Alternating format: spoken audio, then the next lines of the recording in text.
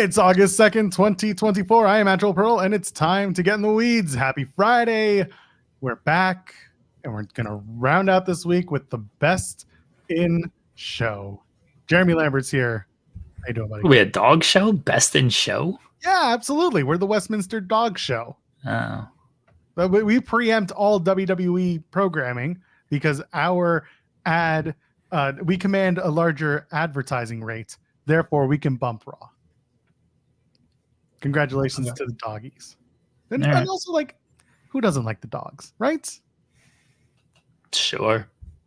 Oh, come on. Come on. A cute doggy doesn't get you going in the morning. I don't know what does. Maybe a quarter pounder, which no, not doing that. Sorry. Maybe a Gatorade flavored water. We're gonna have to buy some of those now. Yeah, you tweeted me that. Is that because Logan Paul's a dumbass? You bet it is. Okay. What a dumb mother. You know what? It's only in a minute into the show. Oh, man. See, like, J&A's gets it. You know, I don't like specific dogs, but dogs in general are cool. I get it. I see a lot of dogs in my neighborhood, and I'm like, oh, you're cute. And then some of them are like, the other one was cuter, but you're still cute, I guess.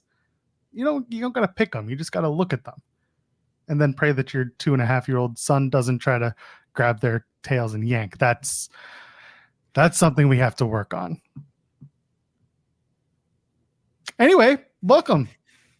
We do the show Monday, Wednesdays, and Fridays from 10 a.m. Eastern until noon. We got plenty to talk about today. Allegedly, SummerSlam is on the horizon. We had Dynamite this past Wednesday where a lot has come out, including some backstage news that I guess everyone's going to want to talk about, and we're going to have to talk about it too. But also, more importantly than all that, Chris Legentil gave an interview. And the world completely ignored it because he didn't say anything. He didn't say anything that got anyone in trouble.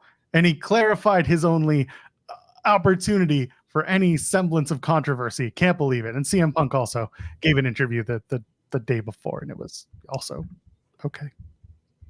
I thought the CM Punk interview was good. The Legentil interview, it is hilarious that people have made this man some type of boogeyman for WWE, and then he does an interview and like nobody has anything to say. It got like very little traction outside of the AEW comment, and yeah, he clarified that. He talked about the lawsuit, how they've been compliant. He talked about contract negotiations, which was fascinating to me, and nobody cared at all. They're like, wait a second, we can't just put Legentil as, oh, he's the reason the Fast Nationals link. Never mind. Who cares? I don't want to say fascination with this kind of stuff, but really just how quickly people move and the lack of, I don't really know the word I'm looking for. But yeah, the fact that like it just went by and nothing really happened. That was kind of that. The Punk stuff was just kind of timing because I was writing those articles during Dynamite, and obviously Dynamite was going on, so people like saw it, but Dynamite was also a present show, so people had also just sort of moved on by the next day from the Punk stuff because everything was out Wednesday night, and then it just kind of got overshadowed by what happened with Dynamite. So there you go. There's a lot to talk about in those interviews, just from an overarching standpoint. But before I tell you, overarching reach to leave a thumbs up on this video. Did that work? It wasn't so good, but at least I got it. Thumbs up, just like Jeremy did. And while you're at it as well, you can subscribe to us here at Fightful Overbooked and donate a super chat. Any amount, get your question or statement read on the air. The Legentil interview I listened to yesterday when I was out for a walk, and he's a PR guy. He's an executive PR guy. So like he knows, he's rehearsed, he knows what he's going to say, and he knows what he's going to hit. One of the interesting points of context was when asked about, the way that WWE deals with wrestling media versus how they deal with traditional media, the quarterly versus the day-to-day. And he basically said like, oh no, we do a good job. We give them what they want, but also the wrestling media likes to, operate as spoilers. So we don't want to give them too much, but if they want an interview or want to navigate this or that, we try to be good to them. He had his way of speaking, but then he was asked about the lawsuit, and he put over Pollock and Thurston. which was an unexpected shout out in that interview. It's just kind of, my ears perked up and I said, oh, obviously they know that they're in the room, and obviously they know. And actually, when he went as far as to say we respect the work that they do. So it's worth noting that some of us creators are not unknown to those who are in the room, or at least the names are being tossed around from time to time. And for it to come out in an ESPN interview like this was very, very cool to me to see. I'm sure that the two will downplay it and just say, cool, we're on their radar. We ask enough questions, but I wanted to point it out. It was something worth noting. Yeah. I just wanted to take you back by that. And then, of course, the Punk stuff. He's at one point, Jimmy Train is just like, I'm sure you don't want to talk about AEW stuff anymore. And he's like, nope. And he's like, but how did you feel when they ran the All In footage? Like, that was a good question, because he hadn't been asked. He hadn't been asked about that. Punk doesn't do a ton of interviews. The big one was obviously the Hawani one. And that was before the footage. That kind of led to the decision to do the footage. And then he hasn't done a bunch of interviews after that. Like, he was on First Take, which wasn't his forte, I will say. That was a very low energy interview. The people he was doing it with didn't bring up too much energy. It didn't even feel like they knew what was going on with wrestling. He's like, you're back, SummerSlam. Anyway, tell us about this. And Punk brought the energy he was given. And if Punk isn't giving great energy, he ain't going to bring great energy. That's a show for a Seth Rollins or for a Miz, who were also on sports adjacent shows. But then the interview with Trina, Trina's interviewed plenty of WWE people. He's one of the few who's interviewed Roman Reigns. He gets bigger WWE interviews. So asking about the All In footage, which had not been asked, was a good question. There's even asking about Shane and CM Punk was a good question, because it was just happened. It was news that day. So sure, let's see what he has to say. I didn't have anything to say, which probably smart on his part. But asking about the All In footage was very good, and he gave his take, and I think his take was sort of what a lot of people thought it was. Did it help AEW? Did it hurt him? Maybe it helped Jack Perry a little bit. Have they capitalized the way they should have off of that momentum? Debatable. Didn't hurt Punk, though. CM Punk's still CM Punk. He's still getting paid a lot of money. He's still one of the top guys in WWE. Didn't hurt him at all. I don't think anybody watched that footage and thought differently of CM Punk. Well, he said it himself. Now he's over in two companies. The best line of that was he's talking about press conferences in UFC, and I want to make sure I get his line correct, because I don't want to misrepresent CM Punk, God forbid. I know he watches this show religiously. It's one of his favorites. Works out to our shows. He's online, but also not online. Not where we are, baby. He doesn't like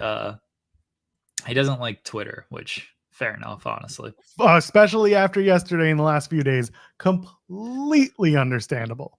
So he mentions he did a good job. He sold the Drew McIntyre match, talking about the All In footage. But he says, this is a fight game. This is a shit talk business. It's just like fighting in the UFC. You see these guys ripping at each other in ugly press conferences and getting personal. I don't necessarily enjoy that energy. I mean, sure, maybe he doesn't enjoy that energy, but he's certainly not afraid to give that energy when it's given. And he says, the payoff is I get to go in the ring and get to beat people up. And there was no payoff to that in AEW when he was giving that energy. He got to go in the ring and keep talking. He didn't get to beat up the people that he was talking about. He tried that backstage. Which is that's how you learn. That's how you grow. You start by scrapping in the backstages, and then you find your way out in front of the cameras inside the ring where people are going to pay for you to beat up these people. Jack Perry shows up, SummerSlam, takes out CM Punk. There's the match. That'd be huge. The door is open. What does AEW gain from that? Jack Perry off TV for a week. TNT champion gets one up on CM Punk. Is that it? Is that the answer? I don't think that's going to happen. There's no interest, Joel. No interest. Right. There's no interest. But then I have to give you 30 seconds of a question and then circle back to, well, no. It's not. This isn't the shot. I'm just letting you know that we haven't talked about it. Which he was smart to clarify it. Yes, he was because otherwise just saying no and shutting it down would have invited the most ridiculous of discourse. But for him to circle back and just be like, no, we just haven't talked about it. That's it. Easy peasy. The Miz, you mentioned the Miz in the interviews that have been done, and he's been all over Cleveland media ahead of SummerSlam. Of course, he is a Clevelander, was born and raised there. The host of SummerSlam. The host of SummerSlam. He's going to bring, the hors d'oeuvres from Monday night that were referenced. You know what they are. It's going to be Wingstop wings. Wingstop rules. Good for him. I mean, I'm not a Wingstop guy because we don't really have much of those, if any, in Toronto. But get some wings in you. There's your hors d'oeuvres for SummerSlam. The big Wingstop experience. But actually, someone who referenced Miz, and this is topical because he'll be joining our show momentarily. That's Cam Hawkins from The Ringer. He's going to talk about his latest with Gunther. Gunther made reference to the Miz being one of his favorite opponents and someone who helped him tremendously with navigating the WWE way when it comes to storytelling and in-ring style and promos. Promos was the biggest one because Gunther wasn't known as a promo guy. And obviously Miz has been a talker since the beginning of his career in WWE and before that in Real World and all that stuff. So I was really surprised to see Gunther shout out Miz like that. The timing works, of course, because we're ahead of SummerSlam. So why not incorporate someone like Miz into your conversation? Keep him at the forefront of everyone's mind. But I did appreciate that Gunther had what to say about Miz being a very seminal opponent in his development. Yeah. I mean, Miz, people give him a lot of flack, and I get it. He doesn't put on 5-star banger matches. I will always praise and credit the Miz for the longevity he's had in the company, especially the way he started with the culture that was then and how they basically tried to bully him out of things. And he took it and then continued to just push forward, got better in every aspect, and was always willing to do anything asked of the company. Miz did an interview with Cody because Cody has a podcast now. Did you hear about this? Did you see this? And he just talked about and it's something that a lot of people, and it's something that I'm always fascinated by, but something a lot of people have said, like, I want to do media because it's going to help me with promos. It's going to help me be comfortable talking.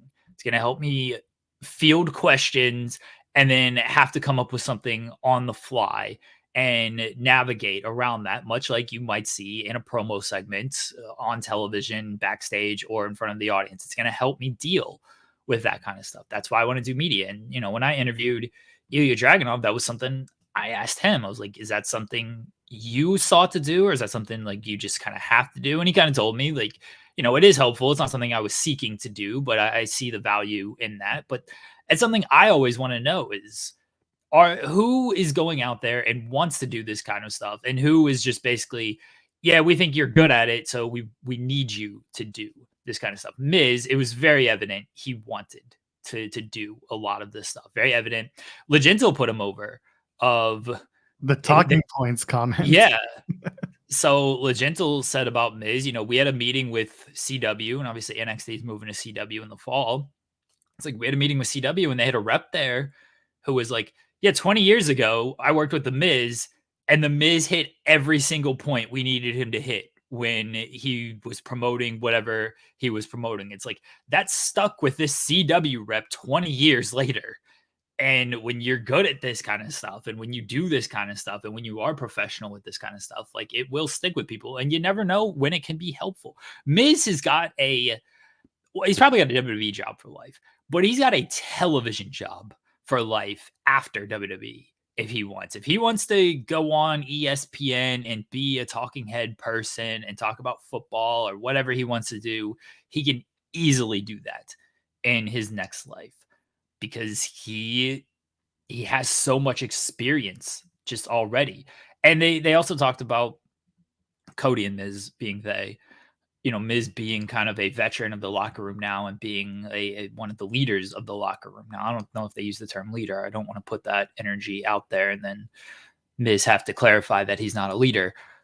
But they talked about being a veteran and giving advice and stuff. And Miz like, I've been here for a while. I know the game. I want to help guys who are in better positions, different positions. Like, that's my role now. And you obviously need those type of guys.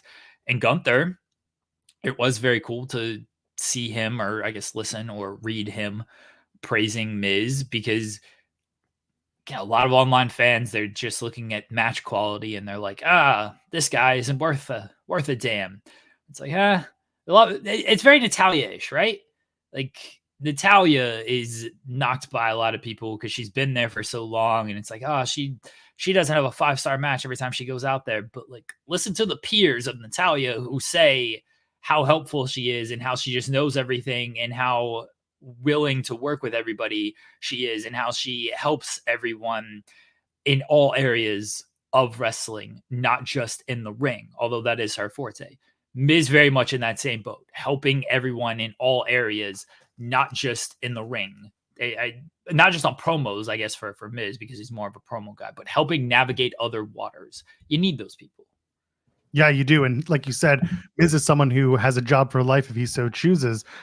Someone else that came up in that conversation with Legentil and Deech was Bron Breakker, as an example of someone who, when WWE is trying to reach out and give opportunities to their wrestlers, to their superstars, as they call them, to have other avenues to introduce WWE to other fans of other things that the wrestler is into, Bron Breakker basically approached them and said, I want to do more outdoorsman-y stuff, some fishing shows, things like that. And as a result, they started hinting that Chuck and Greg, who are two of the WWE PR guys, have started reaching out and finding avenues for Bron Breakker to go and talk about outdoor life and fishing shows and appear on those types of podcasts and programs. And again, that is just part of the WWE net that they cast. And I do think it's a very different net than most traditional sports, because they really are. It's the sports and entertainment aspect of wrestling that makes this business that we get to talk about so much more interesting. You get to go literally anywhere you want based on what you do and what you are interested in doing. So strange. I always find that stuff very fascinating and interesting, because I always like to know how people are picked for certain interviews. Obviously, Seth, big football guy. He's going to be on like NFL shows. Miz, football guy. Somebody said Miz was on NBA Today, which makes sense. Miz is a Cleveland basketball fan as well. Miz is just like a Cleveland guy. A lot of these guys are sports guys. So seeing them on sports shows, there's a lot of crossover with there in general. But yeah, like I'll use the Young Bucks for an example. Hearing them on a sneaker show makes sense because we know the sneaker tie-in and stuff. Swerve, when he does interviews, sometimes he'll do interviews with like hip-hop podcasts. Again, makes sense. We know Swerve does music. But you see Bron Breakker on an outdoor life show. It's like, okay, how does this tie in? So it's very smart. And obviously this is what you want to do if this is your job, of go to the talent, ask them, what are you interested in besides wrestling? And then they tell you, and then next thing you know, you see Bron Breakker on a fishing podcast. You see whoever on a car podcast. Like, because I listen to a lot of interviews, as people may or may not know, and not all of them are just wrestling adjacent podcasts. I listen to people. Adam Copeland was just on an acting like kind of podcast. The person, it was somebody he worked with on Haven. She has a podcast, and so Copeland was on there. So like, again, makes sense with the crossover and everything there. But that's what you want to do. Is a lot of people do, like, again, music, sports, very very easy crossover stuff with that. Bron Breakker, I don't want to say not great, doesn't always come off the most comfortable in a lot of these interviews. Kind of short answers and just like cliche answers, which is totally fine. The more he does them, though, the more he will get comfortable and the more he will start to really find his voice in this kind of stuff.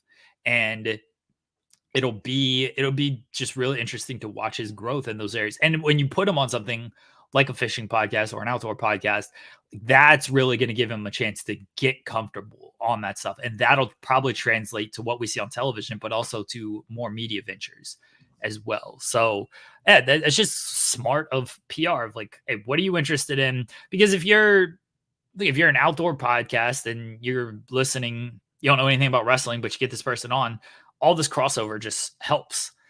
Everyone has a podcast about everything. You can find somebody for someone to go on their podcast and listen to. And you never know if even if that gains 2 new viewers who were not wrestling fans beforehand, but they heard Bron Breakker on this outdoor podcast that they listen to regularly. Now they might be wrestling fans. That's 2 people you didn't have before. Also, the breadth of the conversation widens. And I love that because you start talking about things that you and I, Jeremy, might not ask talent because our content is very wrestling focused. And when we do interviews on In the Weeds, I love to do more outside wrestling conversation where I can.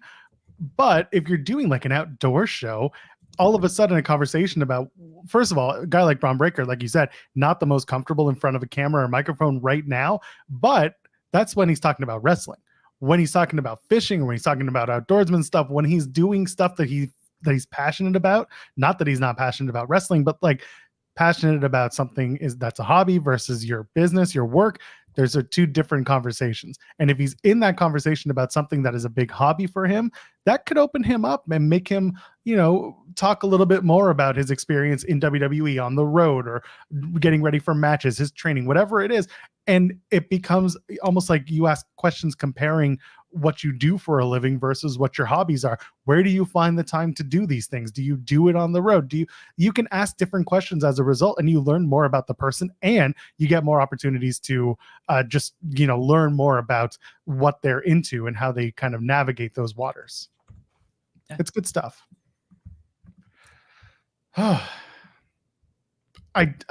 Some people have mentioned in the chat the Britt Baker stuff. We are going to get to it. We did just drop an article on FightfulSelect.com, best $5 in the business, about a little bit more information about it. But it seems like the things that are out there are accurate, and we're going to get more into that after Cam joins us this morning. Just because I feel like if we start talking about it now, he's going to pop in like 4 minutes. I think he's going to show up and by the bottom of the hour, if I had to guess. But we will get to it. So check it out. That's your homework for the next few minutes, while Jeremy and I banter about literally anything else. I'm not going to bury Cam, but... Could you? No, what if I tell him he had the second best article wrestling related on The Ringer today? Could you do... What's the other one? There's a Michael Cole article by Brian Curtis. That's really good. Oh, we can talk about that. I haven't read it yet, but I would love to talk about that because you want someone who's been in this business for a long time and has worn a lot of different hats. Michael Cole is one of those people. Yeah. I'd love to. I'm going to read that when I have a minute.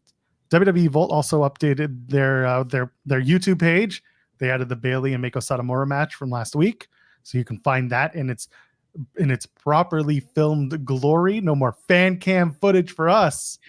We get the real deal now. Good on them utilizing the Vault in this way. Like, this is what the network should have been for.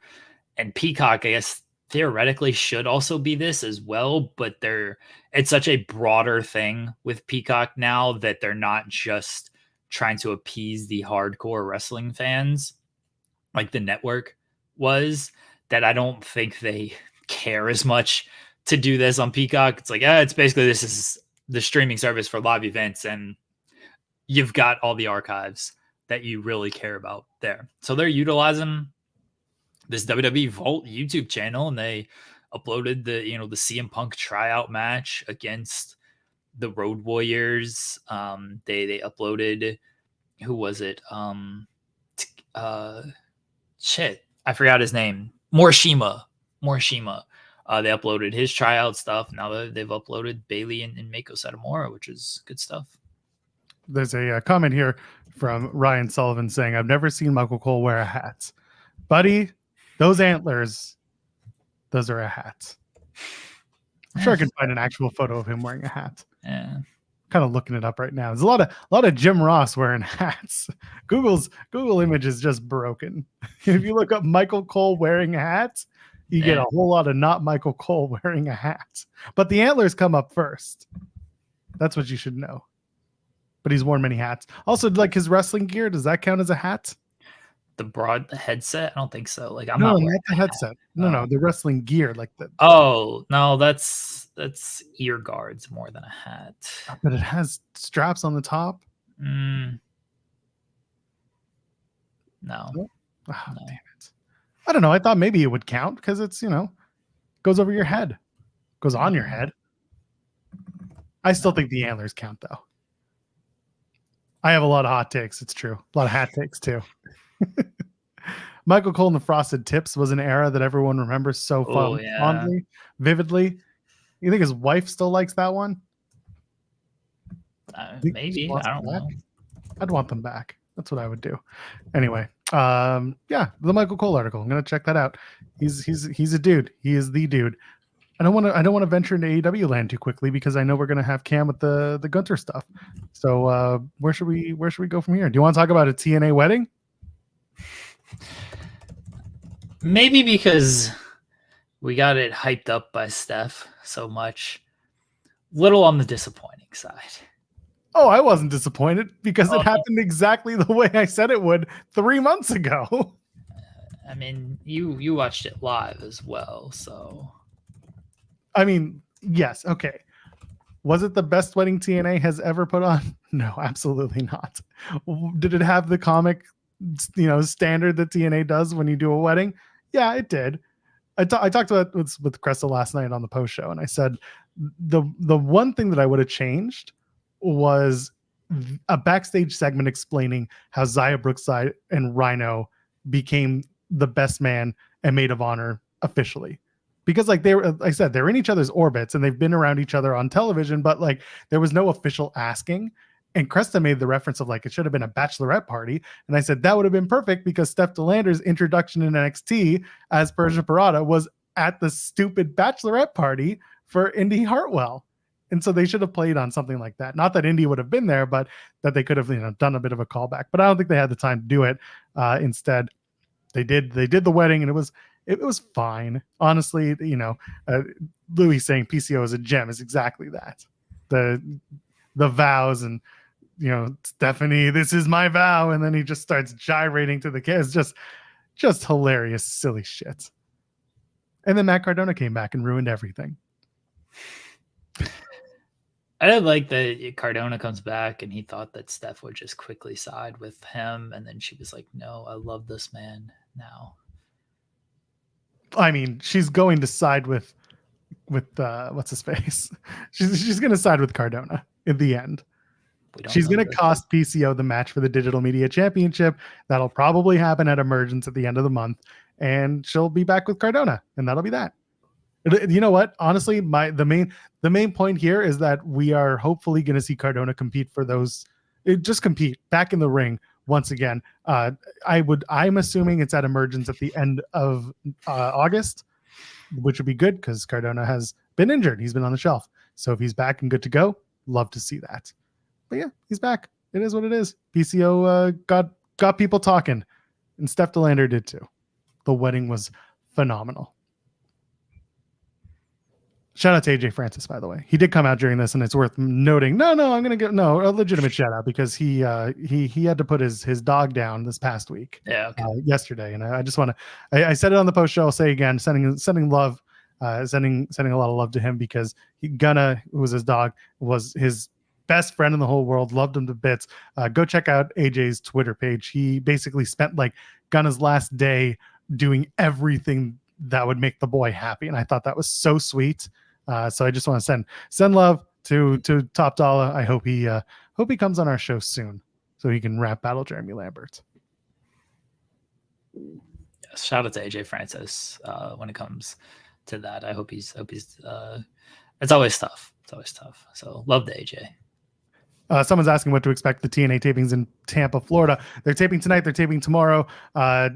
No Mustafa Ali. Can tell you that much. He's not booked for those. He had a booking that fell through, so he's technically free tonight.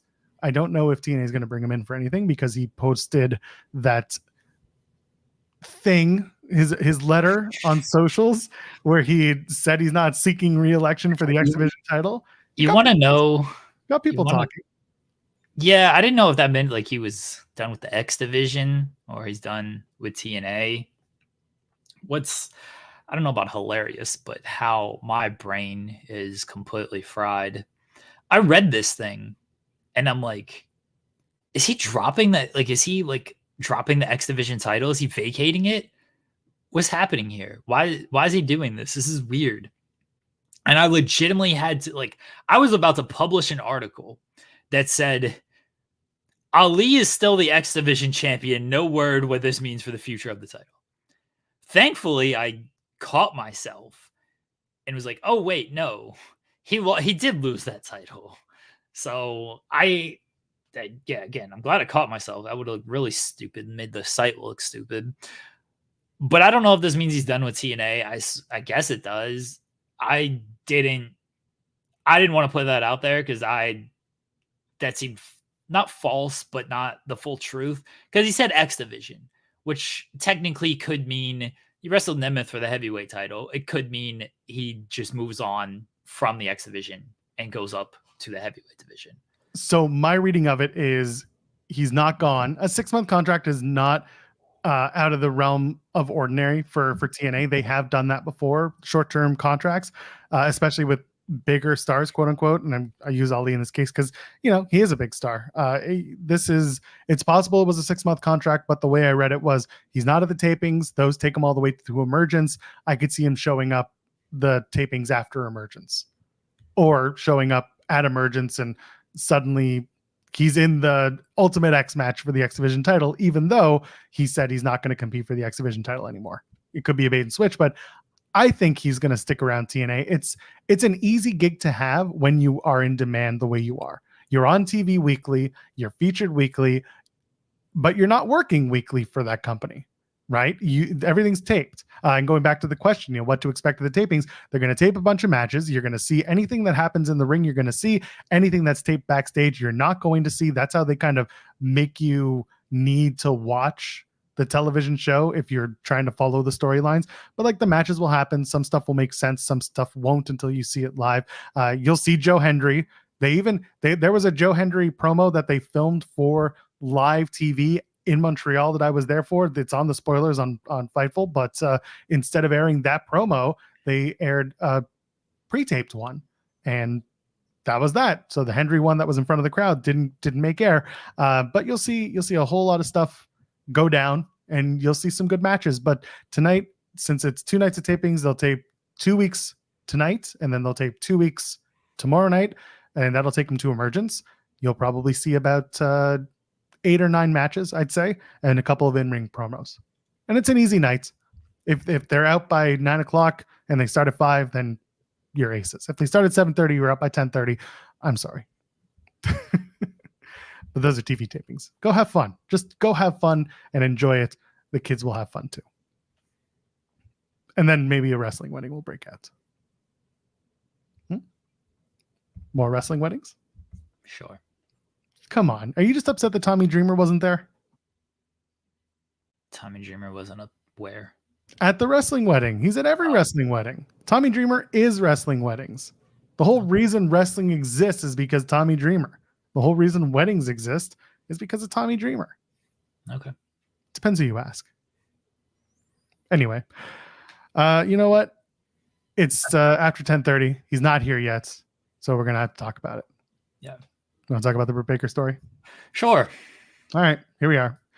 Britt Baker has been suspended from AEW for a couple of weeks. Shoot suspension. HR got involved. She's still going to wrestle it All In. Do you want to start to fill in the blanks here? Because you are the news guy. I didn't write this story. Look, I'll give you what's on Fightful Select. Here's a free one for everyone listening. I assume most people listening are subscribed, or you've probably read the aggregation at this point anyway.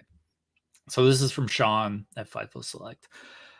Britt Baker's suspension from AEW is legitimate. Several weeks ago, an argument between Britt Baker and MJF occurred. The word internally was that Baker exercised frustration about MJF within the women's locker room. Word made it back to MJF as his girlfriend, Alicia Toot, was in the room. The details are he said, she said at this point, but we're told that there was confrontations between Alicia and Britt, as well as MJF and Britt. At one point, Will Ospreay also spoke with Britt. Word was that Baker also took issue with Toot telling MJF about what was said in the locker room. The previous close friends, Britt Baker and MJF, had a falling out at some point in the last year. HR got involved in the situation, which actually happened several weeks ago. Baker has appeared on TV since, but was legitimately suspended. An investigation was conducted with numerous members of the roster, and the suspension was levied. Baker still plans to wrestle at All In. So there you go. So it's out there now. And a lot of people are going to have a whole lot of... If you got this information from me right now, leave a $5 super chat. That's right. Leave a $5 super chat saying Jeremy select. But don't maybe don't. People get upset when you use select at the end of your Patreon deals. That's callback if ever I heard one. There will be a lot of bad faith artists and a lot of bad takes and a lot of people making comments on this. At the end of the day, it's a workplace issue that is public because it's a public forum. Wrestling is. When backstage news gets out, people are going to make this into a big deal. Is the thumbnail for this probably going to change to something about this story? Yep, probably will, because in the interest of views and clicks and likes, unfortunately, if I want people to watch the full 2-hour show, I got to give them the thumbnail of the conversation we have that is top of the minutes. So here we are. I don't really want to get too deep into this because there's been enough stuff going on in both people's lives, or all people's lives involved in this conversation, that, you know, it's affected. You know, Ospreay spoke with Baker. That's one thing that I think about, because Ospreay has been wanting to be a locker room leader in AEW. And if that's something that he takes upon himself, or maybe that they're forming a relationship, a friendship, whatever, he wants to be a good mentor. I think that's a good thing if that is what's happening. But you know, there was clearly some sort of falling out between Baker and MJF over the last year, and that part sucks. But that's an interpersonal issue, one that we're not privy to, and I'm sure someone will ask. But here we are. Here's my thoughts. I don't give a fuck. If they want to say shit about each other, okay. It was handled. Okay. We don't know what was said. No idea what happened. Britt was suspended. That's how they decided to handle it. We'll see moving forward what that means, if anything. So Mercedes is going to win it all in, is what we're saying? I thought Mercedes was going to win it all in anyway. So I don't think this is going to be anything of like, oh. Now, of course, people might surmise that with, oh, look what happened there. You know, that's it, though. Yeah, it came and it went. And look, we got through it. We got through it just in time to bring on the guy that we thought we were going to have to hold off talking about it. But he's here, and we're going to talk to him now. From the Ringer, the one and only Cameron Hawkins joins us now. Good morning. Hi, guys. What did I walk into? Oh, no, we just didn't know when you were showing up because we didn't talk time. And I said, well, this stupid Britt Baker stuff is going to be part of the conversation. But I didn't want you to come in while we were in the middle of it, because that's just awkward for everyone. But we got through it, and here you are. So good time. Fantastic. And it's funny. I saw it. I might have saw it like 10 minutes ago. And I was like, I'm not going to reach out and ask about that. I was like, I'm not going to listen. There are, I have a relationship with Max, and there are absolutely things in the workplace that I would ask about. Listen, when we start talking about your significant other, sometimes I get questions about stuff like that, why would you ask Chris Jericho about his wife at a press conference? And I said, you can ask a man about his wife at a press conference if you want to. I know a lot of people who don't do what we do, they operate under this guise of they're the press on television, where it's we can't stand that plucky Lois Lane, but we got to let her get her questions off, and she's going to get to the bottom of it. You might get hit in the face asking about somebody's wife, girlfriend, significant other wrong, especially in a situation like that where they're not directly involved in anything like job-wise, and so they're going to take his disrespect. So you know what? I'm going to let my man figure that out, let the company figure that out, and y'all got it. And again, not for anybody else, not to speculate or feel how they feel. It's just not something I would ask. Just because, like, again, in personal relationships, I don't ask my friends things like that, even if things get out of hand. The farthest I would ask is, hey, you good? And then I would leave it alone. So yeah. Cam, how does it feel to have the second best Ringer article related to wrestling today? Yo. So when, like, I think it's so cool because what happens is, when I'm talking to my editor, Cal, he kind of gives me a feel for what else is happening during the week. And this was really the first time that he was like, hey, I'm working on like another thing at the same time. And it was like, oh, okay. Like, me not processing it in the moment, then the thing comes out and I'm like, ooh, this is so cool. This is so cool, right? Like, I do love that, they've kind of let me carve out my little corner of the Ringer, I feel. But then, like, to see somebody who's been doing this at such a high level, like really take the time to write this story, like, it's the coolest thing in the world, man. So no, I do not mind taking a back seat this week. That is perfectly fine. Yeah. And I love that they came out the same day too. Like, that's actually really cool. And shout out to Bartlett for making like 2 great pieces of artwork. Yeah, man, I love that. Probably since it wasn't the first one, but it was one of those UK takeovers where we got to really see Michael Cole not being produced by Vince, in the moment, enjoying what he's seeing. And now we see so much more of that. So yeah, man, it's a great time to tell that story. And I'm glad they got somebody, who I hold in regard and such esteem to go and write it. So yeah, for sure. That was that UK title tournament that he did with Nigel McGuinness. Everyone was so over the moon with how Michael Cole was able to just take off the reins and do his job. I thought that was really cool. So check out that article. But also, we're here to talk about Cam's article about the one and only Gunther. So this thing, if you haven't read it, first of all, what's wrong with you? Go and read it. It's very good stuff. Did Gunther have any idea that you were going to compare him to a video game character? No. It's funny. I need a reaction now that it's out. I need to know. Somebody's asking him at media right now, like, how he feels about Sagat. He's probably pissed off, like, nah, I want it to be Vega or something like that. You know what I mean? Like, yeah. Him and I, that's the first time we've ever spoken. And so sometimes, depending on who it is, it's me, it's the talent, it's Greg Domino, and we're like all sitting in the room and Greg's on mute. And I'll kind of whisper to Greg, I know exactly where I'm going with this. Like, I know exactly what I'm saying. Because, me and Jay Uso, like, had a relationship, and I had spoken to, like, Bianca before, and of course, Ricky and Max. And so there's always, like, the wheels are turning in the moment.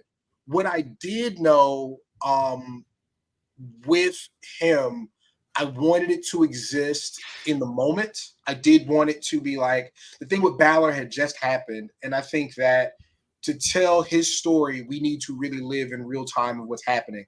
And I tell you what, we turned that camera on, he was sitting there with that damn smirk. And I was like, you killed a man yesterday. Like, what is happening? But it was, it was good. And he had no idea, but it's the nerd stuff just comes to me and I just run with it. So yeah. How was it just overall interviewing Gunther? When people see him, obviously he's a big presence on television. Nobody really thinks of him as a promo guy because his ring work is so good. I think most people can say, hopefully fairly, that his promo work has certainly improved a lot over the years, and he has looked a lot more comfortable. And like, he's a guy, we talked about this before you came on, of people doing media, and you can see all the media work they've done paying off when it comes to comfortability on the mic and in front of the television camera. So what was your takeaway from just interviewing him? Well, he's the only person. I've been with the Ringer 2 years, and I've been interviewing forever. He's the only person to ever call me sir. And I was just immediately like disarmed, right? Like, it's so nice. I think that there's a confidence about him that is really rooted in, I did this thing the way I always intended to. And I think with some people, it comes across as like somebody in my NGLs, because you know they exist. For some people, it comes across as arrogance, and I'm like, man, I would love for you to know what it's like to be good at something. He had the game plan. He knew who he wanted to be and how he wanted to do it. And I've never talked to somebody who I felt was like it's such incomplete control of everything around him. It was great, man. And he's funny. You know, you saw that clip of us talking about football. He's funny and he's engaging. And I think that like when I write, it's for not a specific audience, but I do expect you to have a certain knowledge of pop culture. I expect you to maybe have taken a couple of English classes in college. Like that is kind of who I'm writing for. So when talking to him, you know, he's saying things like, I mean, if you watched All Japan, then you understand what I'm doing and where it's coming from in a very matter-of-fact way, which is not talking down to the audience, but, you know, I pattern myself after these men of what they're doing at the time. You know, for a long time, I was in front of an audience that did understand that specifically. Like there is a pipeline from All Japan to New Japan to Progress to Rev Pro. Like there is very much a commonality between those fans. And he understands that, and he knows that that's the audience he was working for. But then to hear him break down, like, nobody told me to change my body, but you Americans, and he didn't say it just like this, but you Americans are so used to your villains looking a certain way that I thought that I would make this thing easier for you. In a totally genuine way. It was really, really fun talking to him, just having a perspective of, you know, a non-American wrestler who is very much thriving in front of an American audience and being able to explain why. Now, he also put over The Miz. Oh, We talked about this earlier. Jeremy and I were talking about this because there were two interviews that came out this week through Sports Illustrated, right? One was with Chris Legentil through Richard Deitch, and the other one was CM Punk with Jimmy Trina. And Miz came up in both interviews, and rightfully so. So to see him referenced in your conversation with Gunther, you know, part of it is because Miz is going to be the host at SummerSlam this year. They're in Cleveland. He's on the tip of people's tongues. But let's talk about that. Were you surprised to hear Miz as that guy? At this point, I'm not. That seems to be a very common thing with the locker room. But I literally told him, and I'll drop the podcast probably tomorrow morning. I literally told him, I was like, you know, the internet's gonna hate this, right? Because, you know, speaking glowingly about the Miz, but I think that promo work, like you said, like his promo work's come along, you know, such a long way. And he was like, listen, for Miz to really be the opposite of who I am in so many ways, that was a challenge for me, but also he's probably the best at this. Like he didn't say he was good at it. He was like, he's probably the best at selling on the mic. And it's nice as a fan who kind of feels the same way that I always thought Miz had that Chris Jericho thing where it does not matter how many matches he loses. He can come out Monday and cut a promo and has his heat back and can be in the ring with whoever. It can be in a title picture or be in a blood feud, but he can talk you back into the idea that he belongs.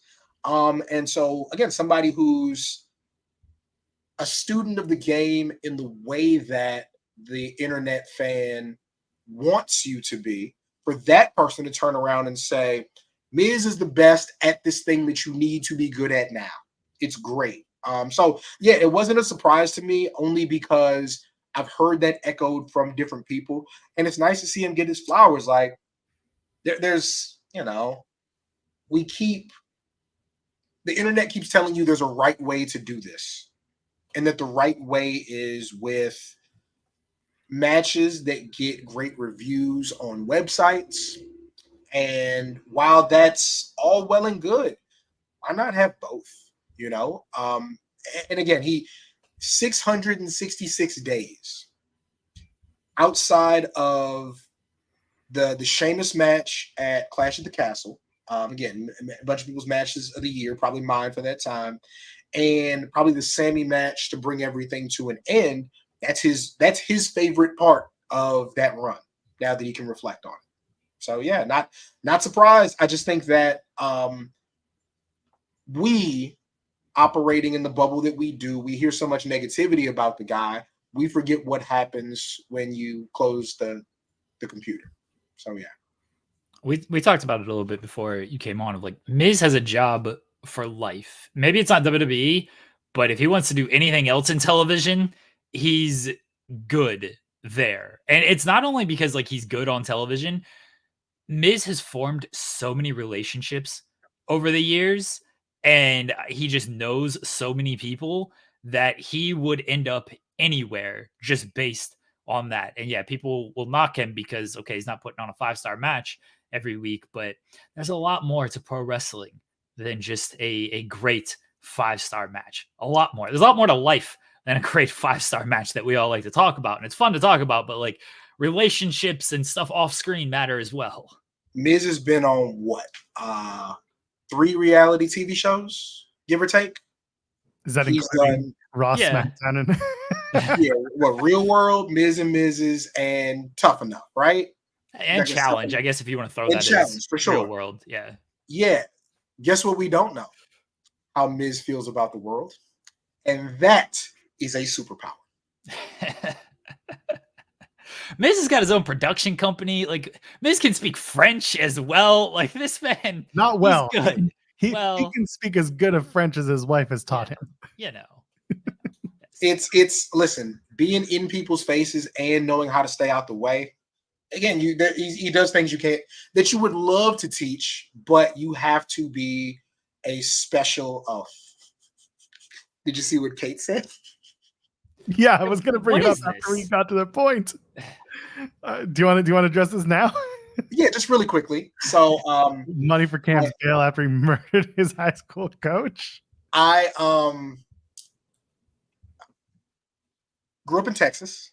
I played for a very good high school football program. We went to the state championship my junior year, lost by a point on my birthday. No, I'm not bitter. But it created an amazing pipeline. My head coach went into the Texas Sports Hall of Fame 2 weekends ago, as a matter of fact. So yeah, very good program. It's funny. Here's how small the world is. We had 2 assistant coaches, Coach Cooper and Coach Sanders. You guys have no idea who they are. Coach Sanders, is the head high school coach at Vandergrift High School. Who just graduated from Vandergrift High School? No idea. Mark Henry's son, who's starting with WWE. Oh, I knew that was okay. Yeah. Yeah. So the world is very, very small. But they, an amazing pipeline. And Coach Sanders and Coach Cooper were our strength and conditioning coaches. And they were a bit closer to our age than other coaches, but they were big, strong guys. They coached us year-round football, track, and powerlifting. They're also white coaches from Texas. And so there are certain ways they probably feel about life that maybe we should just never know. Coach Cooper spends a lot of time on Facebook. And just yesterday, there was, I don't know, maybe something that affected the wrestling world ever so slightly, an issue people took with a certain women's boxing match. So Coach Cooper decided to post a meme basically saying, the more we let this become normal, the harder the world gets, blah, blah, blah, blah, blah.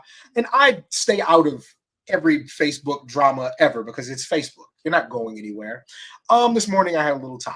So I told Coach Cooper, respectfully, Coach, there's a reason that some of the other coaches would teach math and science and you be upstairs making sure the weights are put away properly. So yeah. Well, the $2 might help for the funeral. I don't know. I guess it's the bail at the funeral. Yeah, it's going to be a long trip, but no, it is very doing what we do. There's a reason that we don't interview a whole lot of wrestlers from when we grew up. We have seen a lot of things between the time that they were popular with us and who they are now, which makes it difficult to have the kind of conversations you have with them. Like, I love talking to Jake Roberts, but a lot of that was about redemption and change. It sucks that the people who your parents trusted you, like your life to, for a good portion of your life, grew up like are actual total idiots. So yeah, that's what that was. But thank you, Kate. I'll get out eventually. Yeah. I just try not to give much stock to people who fall on their heads and suffer brain trauma too often. That's just there you go. And really quick, guys, really quick, because I know we probably want to maybe really quick talk SummerSlam. I just want to say, over last weekend, I attended DreamCon. If anyone, if you watch the RDC World skits with Mark Phillips that are always all over Twitter and Instagram and all that, they put on a convention. So it was 3 days. It was here in Austin. I was there as press. Really, really fun time. Got to meet some of my favorite comedians, some really cool streamers, actors. It was really, really great. But on Saturday, there was a wrestling panel. And I had no information on it. I didn't know what was going on. So I kind of like creep over to it. It's these two kids, they do wrestling on YouTube and all that kind of stuff. Not because they don't agree, but because they're idiots. But if you ever want to talk about that, they'll give you my information.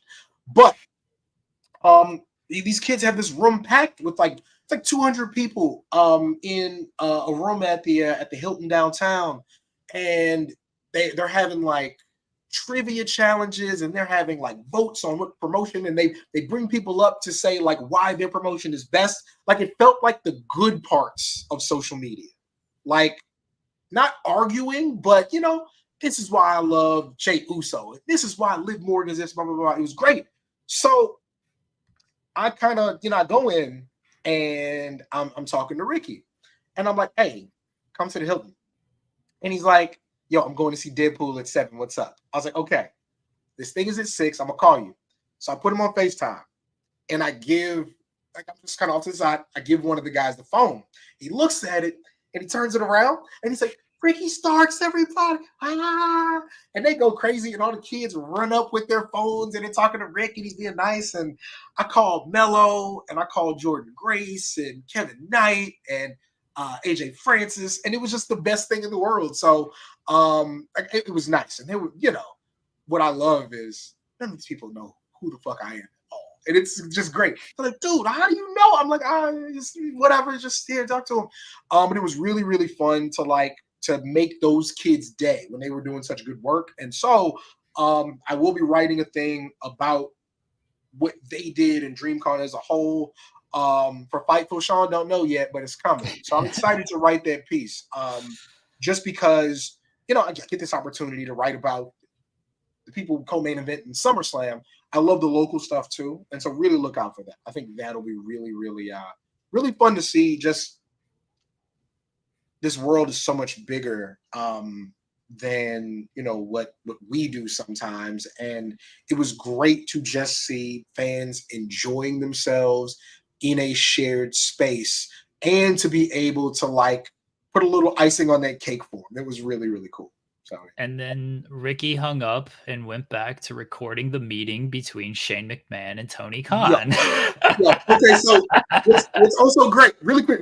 It's also great. And so, Ricky and all the other wrestlers have to deal with the absolute worst parts of social media. People who want to fantasy book them and fantasy manage them forever. So eventually he does come to the Hilton, and we're sitting there, and it's a DreamCon is a black conference, right? And just to watch black fans come up to him and be like, oh my God, you're Ricky Starks. I had no idea you were going to be here. And he's like, nah, I live here. Oh my, and they're just taking pictures, and they're so happy. And I was just so happy for him and them. I love to see people I know in wrestling get away from social media every now and again, and not even be at the arena, but get to a space where people just appreciate them for them. It was really nice. This is, first off, shout out to Ricky. Love Ricky. This is something I try to tell everybody when it comes to the Hardys, is everyone if you're online and you see people talk about Matt and Jeff, you would think they're the worst people in the world and they have no value in wrestling and they should have retired 10 years ago. You go to a convention, no line is bigger than the Hardys. There is not a single line. They are staying late every single time. They are making sure everybody gets their autographs, gets their pictures. They have lines out the door on these conventions. I'm pretty sure they'll be at WrestleCon this weekend here at Cleveland. It's going to be like Sting's there. He might top them, but the Hardys are going to have one of the biggest lines at this entire convention because they do every single time. But if you just look at the discourse around them online, you would think nobody cares about the Hardys. Not true at all. Yeah, Bruce Mitchell put me on to the genius of Matt Hardy maybe 15 years ago. Like, yeah, they are in sync. They are Backstreet Boys. They are New Kids on the Block. Whoever your boy band is, they are New Edition. All of that. Like it's. I don't think anybody, and of course you have like your Hogans and Austins and Rocks. Nobody's fans have grown up with them like the Hardys. Like it's a different thing. Yeah, and again, I think that they're one of their superpowers. Matter of fact, my first Comic-Con here in Austin, like Jeff thanked me and Travis Bryant for recording. What?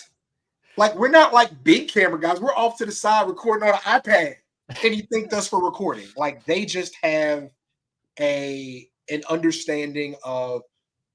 They really love their fans. They really, really do. And probably I bet you both of them, if they've seen you 3 times and you get in line to meet them, I bet you're on a first name basis. I just feel like you are. Like they got it. By the way, shout out to Ricky Starks. We did our show on Wednesday and we had plenty to say about the Shane stuff. And then later on, I got a little bored and I did that. I said, that's all I need. I muted the tweet once RJ found it. And then I saw that Ricky found it. And he tagged RJ and said, how'd the interview go? Ricky out here snitching. I didn't see it. Other people had already tagged RJ. RJ retweet deleted it. And so I was like, okay, acknowledgement received. I just saw Ricky. I was like, no. Ricky just calls the stir, just saying like, has Shane's music hit? I think he deleted that one, but bless him. He did. I saw you. God bless. It's a funny guy. It's a funny guy. Oh, that's when Sean was like, thanks for sending the photo to us. That was his reply to Ricky. That's why I made the joke. He went back to recording the meeting. So all the layers tied together. Yeah. We love Ricky. So what's next, Cam? What's the next big one? Do you want to tease anyone? You want to put it out there? So I mean, there's a show coming up overseas. We doing Beans on Toast crowd? And I think that it would make sense to maybe talk to somebody I haven't talked to before. I've last year I talked to Max and I've talked to Brian before. I talked to Brian when he had a match with Max, when they had the Iron Man match. And I really, okay, so we can talk. I just like last year, where I literally did the Best Wrestlers Project because I felt like I needed to talk about Athena and we needed to do a thing about Athena. I really think Willow's going to be that for this year, like early. I just think that like she needs to be appreciated for what she's done this year, everywhere she's been. But like, yeah, the UK, I literally, I got a couple of, I'm waiting till after SummerSlam to make the calls because my whole team is in Cleveland. And so I don't want to like pitch things and, but I'm sure that AEW would like that. My favorite thing about Gunther was I'm talking to somebody who did not grow up in American culture, who does not like have some type of reverence for American culture, and they're absolutely killing it. But if there was another guy who didn't grow up in America and has universal acclaim and is now making his bones here and is doing it, at the highest level, that could be cool. And boy, that'd be a fun language barrier to fight. Hey, bro, I do the the flippy, and I don't even know. There's gonna be an Assassin's Creed tie-in with this, right? Yeah. Oh. And this one you can actually speak to him publicly about, and he'll understand. There you go. We'll be locked in. But I nothing's in stone yet. To me, that seems like the natural thing. But yeah, I guess we'll see. Looking forward to it. Whenever you drop something, we always want you back. So come back again. You wanna plug anything else while we got you? If you haven't purchased it yet, next up lineup is available on Gumroad. If you follow me on social media, it's in my pinned. A Usual Suspects inspired portfolio for myself and the great Lauren Moran. 5 of the wrestlers I think are really close to being superstars, being Jordan Grace, Daniel Garcia, Trick Williams, Kevin Knight, and the also great High On. I think that it's a really fun project. You can pick it up for as little as $5. If you are attending Royal Rumble or WrestleMania and you want to hold out for a physical, you can. But if you buy it digitally, maybe I'll give you a discount. Next up lineup, if you want to check that out. And then if you happen to be watching this and you're in the San Antonio area this weekend, I will be hosting a SummerSlam watch party at Kicking It in San Antonio. That's at the Park North Shopping Center. So yeah, feel free to drop by, have a specialty drink, buy a couple of pairs of sneakers. It'll be a good time. The one and only Cameron Hawkins this morning. Go check out everything and beyond that. And if you're going to get a physical of anything, make sure it's a physical copy of what he's talking about, not a physical from the doctor. Yes. You should also get a physical from the doctor. Check out your health, everybody. But Cameron, I don't think Cam's a doctor, so like if you're going to go get a physical, get it from a licensed physician. There we go. I haven't washed my gloves in a while. All right, guys. Have a great weekend. I always appreciate you having me. Thanks, Cam. Enjoy the weekend. And I am on Threads. Same name. Yes. There you go. Yeah, Threads is still a thing, man. Get out there. All right, guys. Later. Take care, buddy. Oh, man. He's going to get himself off? Come on. Cam Hawkins, as always. I love that I got to say he's going to get himself off. Yeah, I wasn't going to touch that. He's going to what? Don't worry. He'll pop in soon enough to say it. Oh, we always appreciate it when Cam joins us, especially when he has something to promote, which is typically when he joins us. And again, peek behind the curtain because we do that here. It's literally he messages me and says, "Hey, can I come around?" And I'm like, "Yeah, of course."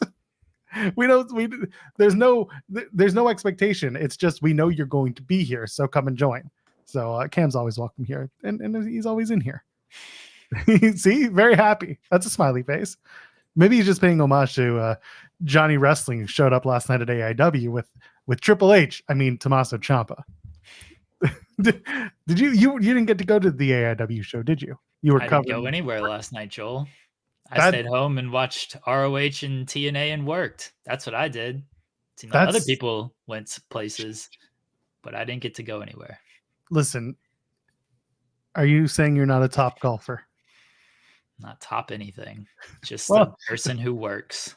Well, you can be topping other things, but that's another story for another time on another podcast. Listen, I have the video, and I got to download it in a few minutes, but let's just say I have the video from the golfing. And I have some damning Sean Ross Sapp golf content. We'll get to it a little later. I'll show it to Jeremy first. Oh, what? You care. I'll show it to you later. I don't want to see it, Joel. Fine, then you will not see it. The rest of the world will in due time. AEW Dynamite from this past Wednesday. Really, the big takeaway here is Bryan Danielson is a big loser who's going to lose his title match, and he's going to have to retire. Yep. Did Bryan just give away everything in that match? Guess so. Well, I mean, otherwise, what's the other option? He wins the world title, and then he just keeps going, but he doesn't have a contract. How does this work, Jeremy? I need you to make it make sense for me. He's your favorite wrestler. He's going into London. It's a big match. And he just said he's putting his career on the line to go ahead with the title on the line. He's going to win and defend it. against Jeff Jarrett in a rematch from their match coming up this coming Wednesday. Sure. You got to give me more than that. You got to give me some. This is your favorite wrestler. This is your guy. And if you're not giving me more about your guy, then what do we have to give here? Don't know. Well, I'm glad that we had this discussion. Thumbnail be damned. If we get a Bryan Danielson world title match win, that is what everyone seems to be going for. They put stakes on it. They have Danielson going for the title, possibly winning it. And if he does, wonderful. If not, then that's he needs to win. He just needs to win at this point. And if I gotta take care of something, Joel. Okay, go take care of something. I'm here. I'm clear, and this is what I've got. So the Danielson stuff. There's a lot going on. And I'm a little concerned myself about whether or not I got a little sidetracked a minute ago. I got a little concerned about Danielson saying, "Hey, I'm going to put my career on the line."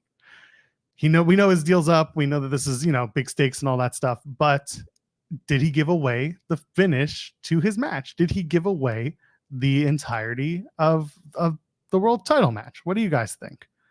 Do you think that this is kind of I'm giving it away, or do you think that there's a possibility that Danielson doesn't win and this is it, even though it feels like it's not? I've had a couple of people mention to me the idea that maybe Danielson does win, but he wins through nefarious means. The black t-shirt came up during his promo. He was wearing the black t-shirt instead of his trademark white t-shirts. And then maybe instead of the white t-shirt being on Swerve, I was going to say the black t-shirt being on Danielson signifies that maybe he's going to join the Elite. Maybe the Elite are going to be the people that come out and give him the title. And then the Elite have all the titles, assuming everyone who's going to wrestle at All In from the Elite are going to walk out as champions. What do you guys think of that? I wouldn't hate that. Danielson having a actual heel turn in AEW that's not just him showing up and being will he won't he, because Blackpool Combat Club, a lot of that presentation was, are they heels, are they baby faces? No, let's actually have it. People are saying they try not to think. I get it. I do too. I also try not to think, but here I am trying to thinking on my feet, no less. So is Bryan winning now in doubt, or is it confirmed?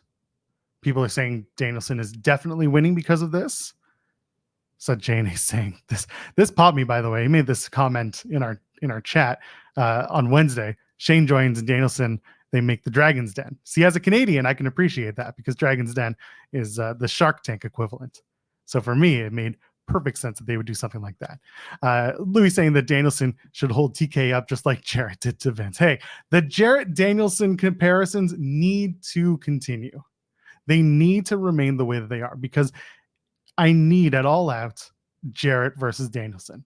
If we're not doing it, then what are we really doing here? What's the point? Lawrence is saying Danielson is actually the secret twin of Daniel Bryan. I don't know about that one, but they're gonna have a match to figure out who goes into the void. That's the match I need. Does it change your interest in the match?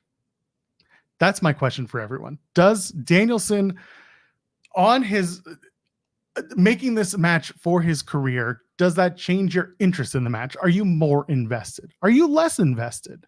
Are you sitting on the fence and just being like, I don't care, just have a good match? Someone's saying, I wonder if Danielson wins the title and vacates it the following Dynamite. I wouldn't like that personally. I could see a world where they could do something like that, but they did that with Sting, but that was a retirement. That was Sting has had such a long and storied career that it just made sense that, goes out on the high, blah, blah, blah. Now we're going to put the tag titles away in the tournament and we're going to, figure it out then. It's not on the same level as the world title. So for me to win the world title and then immediately turn around and say bye-bye, don't really love that either. Danielson should want to continue fighting on it unless, God forbid, he's injured in that match, or they decide that, this is how we want to do it because we want to make you, stay relevant to everyone or keep that same passion. You can do that, but I would rather, if he wins the title, that he loses it in an actual match. Maybe it's someone comes out and says, they goad him into it and he says, I'll do it. And then he loses the match because he wasn't ready and he got. And then whoever that is going to have the match against Darby Allin at Grand Slam a few weeks later. They can do something like that.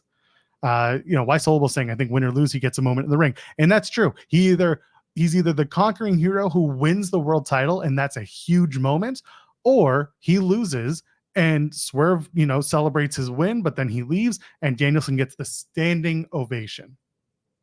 That wouldn't hurt. People are saying, Danielson wins. The gimmick is that he loses the title. His career is done as well. So he's basically doing the last rodeo that Mickie James was doing.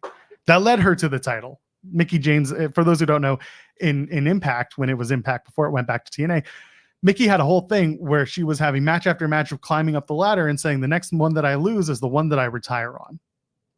But then she got all the way to the TNA, to the Knockouts Championship. She won it, and then the rodeo kept going, and then eventually it basically ended two ways. One was winning the title, and then she ended up having to drop it because she was injured. That was not planned. You could do something like that with Danielson, but he's not. He's saying he's going to do the match against Jarrett, and I guess that's the last match until All In, which is fine because again, he wasn't going to get physical up until this point. So you may as well have him come out, have a match, a good match against someone like Jeff Jarrett that you can trust to keep himself and his opponent safe. It's going to be, a totally fine match, and it'll be Danielson getting a big win. People are saying that they're still invested in this match. I'm glad. I am. This didn't take me out of the match. I just kind of said, I don't know if we needed to add it. I guess it's extra drama, and that's fine. I like extra drama in my storytelling. This just felt like one of those things. Boris is saying, Danielson said publicly he's against retiring. Here's the thing about Bryan Danielson. He loves to lie. He loves to lie. Will it be the final countdown at All In? This is a good question. For the music guy like me, I hope it's not. I think the final countdown will be, if you're going to do it anywhere, Wrestle Dream, because it's Tacoma. It's his backyard, so to speak, his home state. That's where I would do it. That's what I'd like to see. But I don't know. Oh, yeah, Cody Rhodes taught him how to lie. Very famously taught Bryan Danielson to lie. And as for final countdown, yeah, I could see it. First of all, I'm expecting it at All In. I am expecting that because the crowd will sing. It'll be a lot of fun. But then I'm expecting that we'll hear it again in a wrestling world, possibly as early as Wrestle Dream. That would be fun for me. Ken is saying this feels like kind of a story/retirement that Bryan Danielson would want. Everyone expects him to make it to Wrestle Dream in Seattle, but he loses beforehand. Just feels like what he'd want to do. Now that's the difference, is that what he wants to do versus what will fill the venue at Wrestle Dream, because you got that big Tacoma Dome building. You got to fill that building. And if you've got Danielson, Swerve, and possibly Darby Allin, those are the three, Pacific Northwest AEW pillars, if you want to call them, because I know that's an AEW thing to use. You could sell a lot of tickets on the back of those three in that neighborhood. And then you add in Hangman, whatever he's going to be doing. If Swerve's involved, great. I don't necessarily think a fatal four-way is the way to go, unless they're going to try and maybe save Danielson from having to eat a pin. But I think Danielson wants to go out looking at the lights when he loses that title. But everyone seems to have it pinned that Danielson loses at Wrestle Dream. I don't hate the idea of Danielson joining the Elites and becoming the bad guy. I'm going back to that because in my head, there's such a story there. He's never been associated with them like that. He's always been kind of against the Elite. Even when he debuted, he came in because, it was the same night that Adam Cole debuted, and Cole would wind up with the Elite. Danielson didn't. Maybe it's time. Maybe Danielson says, this is the only way I'm going to win because I've been a loser for so long. So the Elite made me an offer I couldn't refuse. Maybe that's where you go. And see, Zeno Hour saying, I could see Hangman costing Swerve the title at All In. I could see it. I know Hangman's position for All In is still up in the air. Some people have said Okada. Some people have said Jeff Jarrett. Some half jokingly, some kind of seriously. Hangman versus Jeff Jarrett is a good match to have. You allow Hangman to get so much heat on this sympathetic babyface that's coming out of Jeff Jarrett that it could possibly work. We talked a lot about Danielson, specifically the idea that Danielson could maybe join the Elite. And that's how he wins the title at All In. No. You don't like it? No, not at all. Well, the black shirt kind of got some people talking. He wore the black shirt. Swerve wore the white shirt. Traditionally, Danielson's wearing the white shirt. So, maybe it's a sign of things to come that Danielson finally picks a side, and it's the side that finally gets him a title. Because he hasn't won the world title in AEW. Don't see it. Don't like it. I think he just... I don't want it to sound simplistic, but I kind of just think it's simplistic. I think he wins. I think he moves on and he defends it against Darby. He has a couple defenses and then he loses and then he's a part-time guy. Like, maybe that's a boring answer, but I think that's what it's going to be. Just a simple victory. Yeah. I think I saw somebody mention what I've brought up before is like, people should just keep losing to Danielson. Just even if they're told, hey, you're winning the title tonight, they just lose. Because Danielson's not, he's going to keep defending it until he'll smarten up. It'll be like that South Park episode when, the losing edge where they try to be bad at baseball, but then they run into a team who is worse. They're better at losing than they are. They know how to strike out. And they know how to work around the game to be out. Oh, that's what it'll end up being. Somebody will catch on to Danielson always, or Danielson will catch on to people like, wait a second, why'd you tap out? I won. Danielson will then just pin himself and lose, and that'll be that. And that's how we end up with Jeff Jarrett as the world champion, I guess. Let's go. You're back on the train. I know you were very upset when they announced this match for next week. Not at all. For All Out. No, they're going to run it back, baby. It's going to go twice. This is a match that is because it's so safe. The doctors are like, you can work against Swerve at All In. That's fine. Go all out at All In. Do whatever you want. But then you get Jarrett because we trust Jeff to carry you and have a match that is incredibly safe. And you will not be... You won't have a problem with it. King of the Spring Mountain match is exactly what Tony would do. And it's just a pool of water, and that's how you're fighting. It's a pool match. That's all it is. Get Earl Hebner involved. I love it. Let's do it. Have a meet and greet with them too. Why not? That was my favorite part of that whole weekend. People getting upset that Earl Hebner, oh, you spoiled him. I'm like, no, you guys did it yourself. Stupid.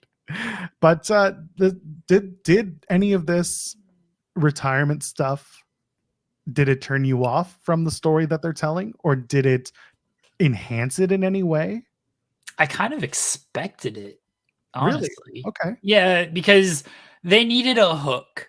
They needed a bigger hook, not just fuck you. They needed a bigger hook than Bryan Danielson against Swerve. We talked about they gotta sell this match to make it bigger than Hangman and Swerve, because that's what people were really clamoring for.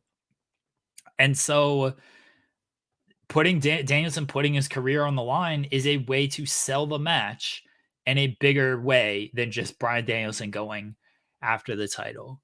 So I don't think that it didn't turn me off from it. I thought Danielson was going to win anyway. So him putting his career on the line doesn't deter that. If anything, it makes me feel a little bit more confident about it, because he has said, I'm retiring as full-time, but I'm probably still going to wrestle until I can't wrestle anymore. So I don't think this will be his overall final match. I don't know. Bryan Danielson's weird, and it's very possible that 5 minutes before he goes out there, or you know what? Fuck that. It's very possible that in the ring, Danielson is just feeling the crowd. He's feeling the moment, and he thinks this is actually a fitting end. I could be satisfied with this being the end. And he just calls an audible and tells Swerve, "You're winning, brother. You're going over." I can 100% see that from Bryan Danielson. Yeah, it would not surprise me. But that's when Swerve's like, "Oh, the hell you are!" And then they do a roll up small package finish where Bryan actually has his shoulders down, and the referee counts 3, and Swerve's just like, "All yours!" And then he just walks out of the ring. It's your moment.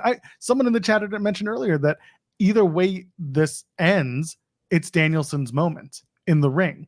So either he wins the match and he celebrates world championship and the streamers and the confetti are going off and the crowd's going wild, or Swerve wins. There's that initial reaction of like, Swerve won, he retained, he gets out, he has his like a minute celebration, and then you realize, oh, this is it, quote unquote, for Danielson, and they're still cheering him in the ring because of the career that he had.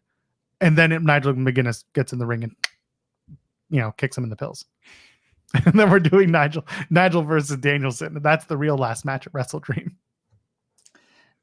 I don't think that they're gonna go off the air like that. Like if Danielson loses, they're gonna let him just have the moment and it's over. But I don't think Danielson's losing. I think he's gonna win. Ben saying he's gonna win. No, you have. Listen, several people have.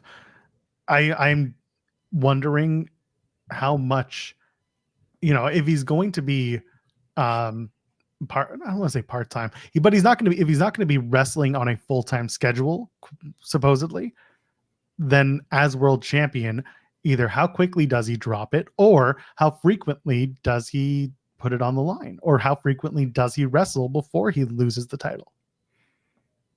And you want to do that to your world championship? They do the Darby match. That's already scheduled for Grand Slam. Maybe he has a match at All Out. I think you can do the Ospreay match again. That's the match I've been saying should happen. And then I said he loses at Wrestle Dream. Like he has it for basically 6 weeks.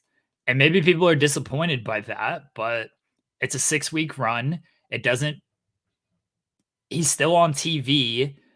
He defends it twice, one at a pay-per-view, one at a major Dynamite. Well, really 3 because Wrestle Dream. And look, 3 title defenses in 6 weeks? That's pretty good. You're not losing anything. I wouldn't do an elongated run with him because I don't think that he is going to be around. I do think that he's going to keep his promise and he's going to he's going to scale back everything and just kind of be more part-time guy. But he basically commits an extra 6 weeks after All In and does 3 more matches in those 6 weeks. That's fair. And that's kind of the expectation is, the contract is up and now he's more or less on a handshake deal, or at least he's just agreed that he'll be part of the team. And I don't think anyone was ever expecting him not to stick around in AEW, whether that's in front of the camera or behind, right? So you can have him for an extra 6 weeks as a champion, have a good enough reign that it doesn't look like you just gave it to him, and give him that last hurrah, if that's how it would play out. And then he gets his like kind of final moment in his hometown at Wrestle Dream. He loses to, I keep saying Hangman. He loses to Hangman. Hangman celebrates, and then Danielson gets to stay in the ring, and everyone, there's just the silent agreement or the silent acknowledgement of this is Danielson's kind of last match as like a full-time guy, and he gets the big cheer, gets the standing ovation from his home crowd. Maybe addresses them after the show goes off the air. And then that's that. We still see him on television, but he's not a prominent figure on television. Hangman takes credit for the runoff, basically. He's like, I retired Bryan Danielson. Yeah, Danielson might be back and whatever. He'll do his one-off matches, but he's gone. We're done with him. Get him out of here. But is that the story you want to tell with Hangman? If you're turning him heel, absolutely. I mean, he is a heel. Yeah, but right now, the way that he's positioned is, I will do anything in my power to get it Swerve. Danielson and a hatred for Danielson has nothing to do with the character motivation of Hangman. it's not a hatred, though. It's just taking credit for the retirement. It's just a simple heel thing of. Oh, no, sorry. I'm going to step myself back and explain it even more so. He's gonna win back the thing. He's gonna beat Danielson when Swerve couldn't. That's all it's going to be. Easy as that. I'm gonna do the one thing that Swerve Strickland couldn't do. I'm gonna beat Danielson, retire his ass, and take his title. Look at that. We just explained it. So yeah, that's exactly how. That's what I've been saying for weeks of Hangman. That's how he gets the title, is he does what Swerve could not do. He can't beat Swerve, but Swerve can't beat Danielson, who has always beaten Danielson. Hangman. And yeah, he takes credit for being the retirement moment of Swerve couldn't do this. He couldn't beat him when he had two opportunities, one with the title on the line, one long ago when he lost, and he had the chance to retire him. Couldn't do it. I did it. It's a line. It's a character trait. It's not the character. And then the Tacoma Dome erupts because Danielson had his last match at home. And then as he's celebrating, Nigel McGuinness gets in the ring and kicks him in the dick. No? Why can't I have nice things? World's End, Nigel McGuinness versus Bryan Danielson. That's how you end the world right there. That's how you finish the year strong. That would be it. You think that match is going to happen ever? It's Danielson and McGuinness? Nigel? I mean, maybe. You can't spend that much time playing it up to not eventually do it. And both men are getting older. And Nigel hasn't been an active wrestler in a very long time. But if he's cleared and ready to go, oh, it'd be great. It would be great. Just one last hurrah. Maybe on an ROH show. Maybe that's like the big ROH coming out party. AEW presents Ring of Honor, headlined by Danielson and McGuinness. Final battle this year. Final battle this year. That's the way Danielson comes back to the ring. He says, I said I would retire from active competition in AEW, but Ring of Honor, I can come back. And then they do the match. We just did it. We got it. That's how Danielson comes back to the ring, and he has his big comeback to Ring of Honor match. All right. We can do that. Speaking of Hangman from earlier, he takes an L to Darby Allin. A lot of people surprised by that one. This was a match where somebody should have lost and somebody did lose, and the lights went out because it's WCW. That was weird. I don't think that was planned, but that was just strange. Like someone just pressed the wrong button on the lighting board. And shit happens. I will let people in on a secret. On a good lighting board, there is an option that literally just says blackout. And someone probably accidentally sat on or pressed that button. Something happened. And people, I can tell you, people get bored when they're doing their jobs behind that. I have watched it. I have been it. Sometimes you just hit the wrong cue. So it's just as easy as an accident. Definitely threw people off. But the match itself was very brutal. Darby got tossed around as he would, but eventually he gets the win. Big roll-up victory for Darby Allin. It was a smart win for Darby. One of the complaints people have about AEW is like top guys don't lose enough, when they probably should lose a little bit more, because people care about wins and losses. Yes, but one, you don't have a ranking system anymore, so it ain't that big of a deal. Two, if a guy is over, as long as you're not beating him every single week, if a guy is over, he can lose to another top guy. It's okay. Bryan Danielson has kind of proven this, right? Like, Danielson lost all these big matches. Now, do I think he lost some of the big matches too much? Yes, 100%. But it's okay. They're not going to, I don't think Hangman's going to be taking a bunch of L's. Maybe he is. Maybe he is just a giant loser. But then you have him win a tournament and get him a title shot, and it's fine. So they did with Danielson. He could take this loss, I think, was twofold when it came to Hangman. One, it showed that Hangman is just too cocky, too in his feelings still about Swerve, and he got caught with a roll-up. Two, it was, I think, to temper things a little bit with Hangman and Swerve. Of like, see, he just lost to Darby. Why should he get a title shot as much as he hates Swerve Strickland? So I think they did that for a reason as well. And three, with Darby, I guess threefold. Three, with Darby, he's got a big TNT title match. He's got a big title shot after that. Like, giving Darby wins over top guys can't hurt. It's better. Like, him beating Beast Mortos is cool and everything, but beating Hangman Page means a lot more. Although they did well, Beast Mortos, he will fucking pin the ROH champion on Wednesday. So Or maybe Beast Morto should win again because he took the photo of Tony Khan and Shane McMahon. Yeah. He did get himself a match on Dynamite and a win. and a win. He's going to be the Ring of Honor World Champion because he took that photo. Although the photo leaked, why are we giving him unless Shane McMahon's friend is Beast Mortos? What if Shane McMahon is Beast Mortos? You know what? Never seen them both in the same room at the same time. That's right. They're both jacked men who sweat a lot. Yeah. I've seen Beast Mortos sweat, and I know he sweats. It's not just because that mask is very big. It's a very big mask. Good for him. So Dynamite this week was actually, it had its moments. It was fairly strong. The women represented again. The Mariah May segment I thought was really good with Renee. It was very quick. It was to the point. Mariah is just a sociopath, and I love it. It's good presentation as we move forward. Toni Storm, I'm trying. I don't love what we're doing with her, but I know why people are into it. She's turning into Pagliacci. She's going to be a sad clown painting her face. She's a red nose away. I think they should have held off the Toni Storm return. I agree. Yeah, a little bit. And especially doing that match against who'd she face? She beat somebody. Was it Deonna? Oh, did she beat Deonna? Wasn't that the Battle of the Belts match? Yeah, or no, was that Taya Valkyrie?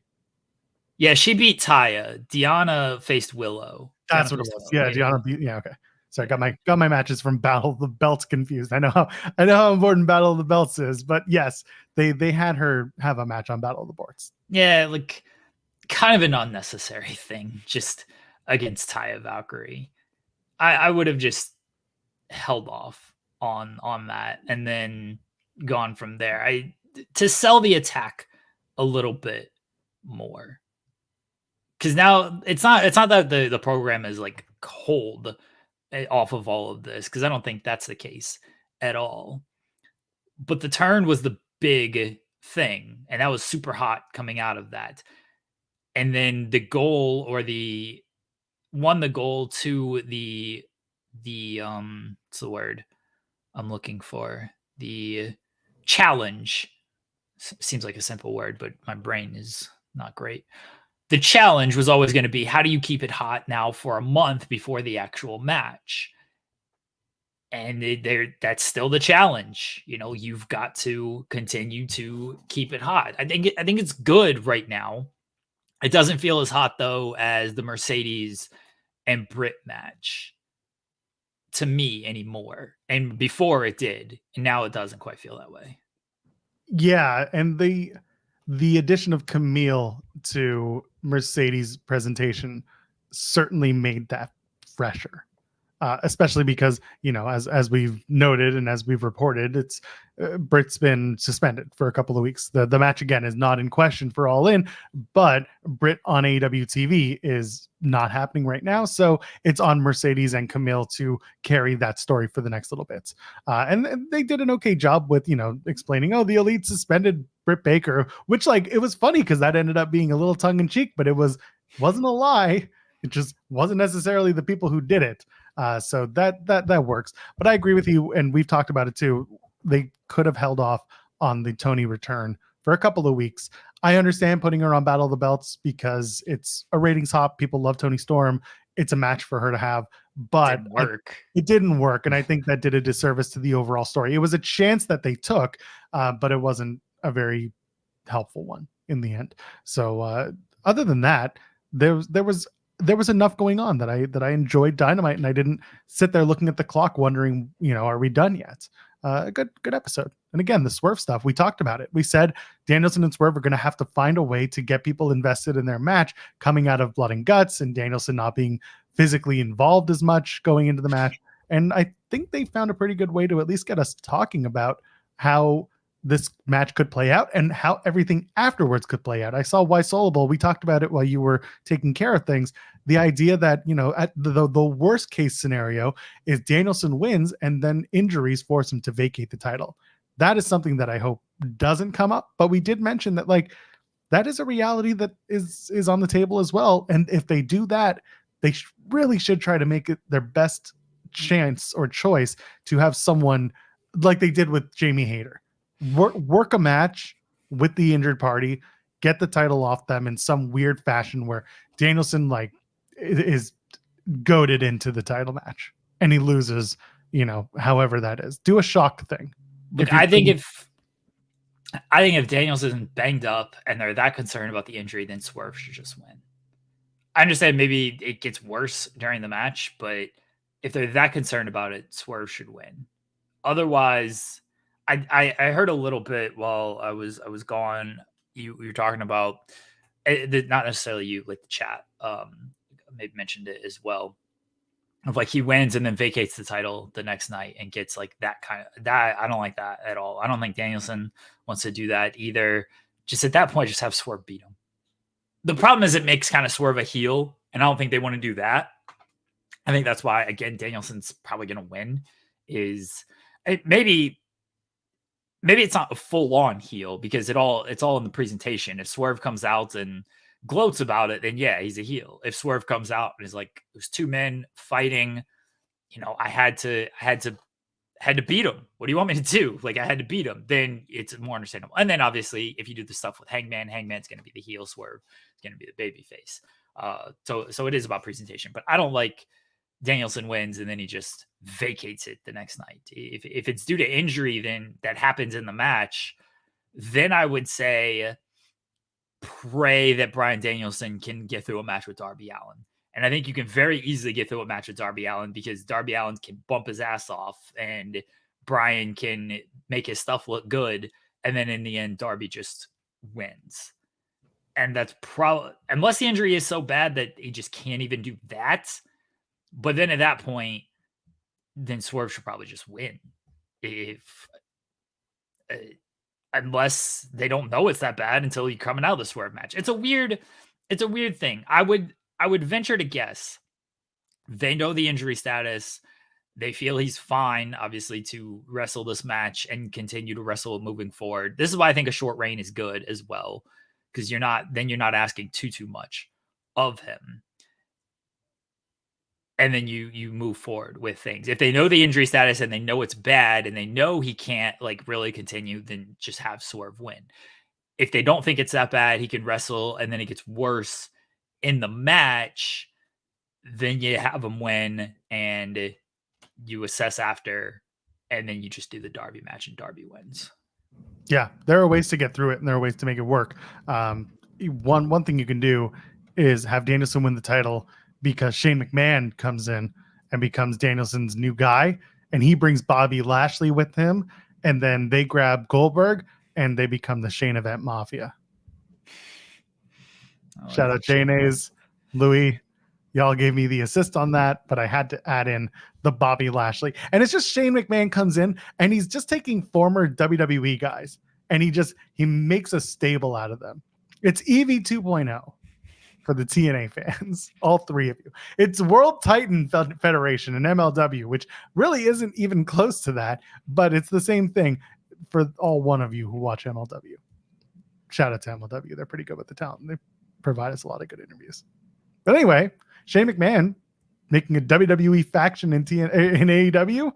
Come on. That's the way to go, right?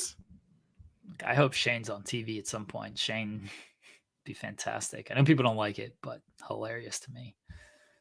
People got in their feels about that whole thing. Yeah, well, people continue to get in their feels. They call them the feds, but they're called the fed ups. It's just Lashley. Lashley's the only one who's actually upset about it. Everyone else is just like, Danielson's like, I've been here for a few years. It's pretty all right. Pretty cool. All right. Oh, side note, Lashley should be the new leader of WTF and MLW. That would be interesting. Would he be good for WTF or would he be good for Bumaye? Nah, WTF. Funnier. Yeah, I'd probably actually do that. Let Alex Kane deal with who gets to lead Bumaye Fight Club. Anyway, elsewhere on this whole thing, do you want to talk real quick about the MJF and Will Ospreay saga as it continues, trying to make USA the heel in the Southern US. Well, your British babyface is going after the title on his home turf, but they're not going to their home turf until a week before the show. It's a very convoluted, confusing story that they're trying to figure out. What are we doing? Certainly a choice to do all of that.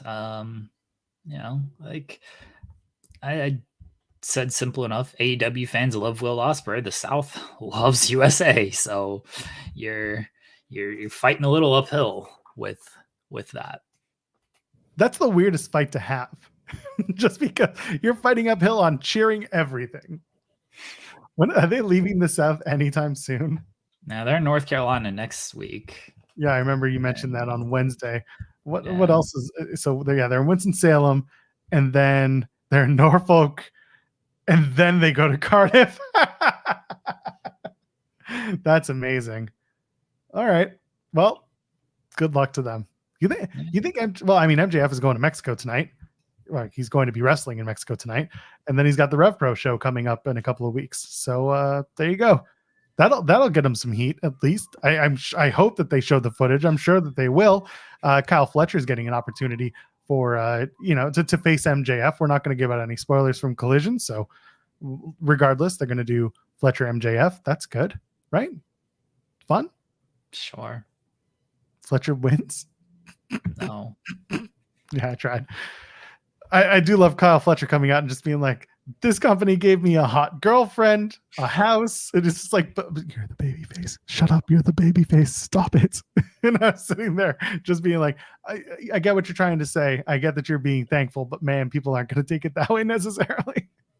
Really? I thought that was exactly how people took it, is they were baby facing him by saying all of that. Well, they're baby facing him, but I feel like saying like, this business made me rich and gave me a beautiful girlfriend. It's just like, when you hear it, you're like, yeah, good for you. And then you sit back and you think about it. You're like, hey, wait a minute. Nobody like sits back and thinks about it.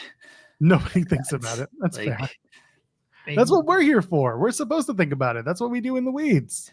That was the bit I troll Steven Jensen with, of like, how is Cody the babyface? He's coming out in a suit talking about America, and I guess that's the babyface move, but talking about how rich he is and how the wrestling is so great and how wrestling has given him so much. Like, okay, it seems like it's a heel move. It's not. This is a babyface now. Oh, it was a full-on babyface promo by Kyle Fletcher. I thought that was the bigger thing. It's like, wasn't this guy a heel? And he aligned with Don Callis. They mentioned that of, I know I'm with Don Callis, but Will Ospreay is my friend. Don Callis stuff is there. Yeah, just buries Australia. That's what he should do. I like Australia. Damn it, Kyle Fletcher. Is there anything else from Dynamite that you wanna cover or that you found was interesting to talk about? I don't quite remember the show. My memory sucks. Oh, me too, buddy. Me too. The SummerSlam is this weekend. We should probably preview a couple of things. Some stuff we've talked about at length. You want to go through this card real quick and try and figure out who's going to win what? I know you did this with Jensen, but maybe you've changed your mind in the last 24 hours. I don't remember what I said 24 hours ago. Then even better, SummerSlam 2024 is this Saturday night. Watch your 4-hour pre-show and then come watch the 5-hour main card. I just added an hour for creative effect. What's the main event in the show? Cody and Solo, I assume. And if it's not, then no Roman. Yeah. If Cody and Solo is not the main event, then Roman's probably not returning. Because you gotta end the show if Roman is returning with that. There's nothing bigger than that. You can't top that. Yeah, and I think you're gonna create the expectation, if this is the main event, that Roman will be returning as well.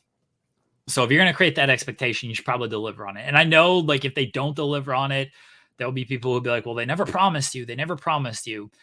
You talk enough about Roman on television. You say all the stuff with Solo and, hinting at Roman. Like, you're saying enough. It's SummerSlam. He returned at SummerSlam 4 years ago to really kick off the Tribal Chief. Like they typically, it feels like, do big returns. I guess last year they didn't. Roman just beat Jey Uso and that was that. But they've done some returns to SummerSlam. Brock certainly won. I don't think we're gonna get Brock, but yeah, if that's the main event, then I assume we'll get Roman. Although if you ask Triple H, he's open to taking the phone call. Yeah. I wondered if Roman doesn't come back tonight. And I'm only saying that, I know it seems a little weird of like, why would you do this on SmackDown? I'm only wondering if they do it and it becomes more of a hook for SummerSlam of, okay, what's Roman going to do at SummerSlam? I don't think it's going to happen, but there is I don't want to say there's a 0% chance it happens. I think it's closer to like, maybe there's a 5% chance that it happens. And again, they've done something like this when they introduced Paul Heyman as being with Roman Reigns. That was on an episode of SmackDown. That wasn't a pay-per-view reveal. That was a SmackDown reveal, but that was also a storyline reveal. Whereas there's also no fans, so like, who cares? They needed it. Yeah, that's true.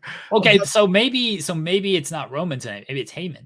Maybe it is Heyman, and Heyman comes out at the end of the tag team title match, which I assume is going to main event tonight, and says, "Well, if Kevin Owens and Randy Orton come out and help DIY retain, I could see Paul Heyman come out at the end of the night and just,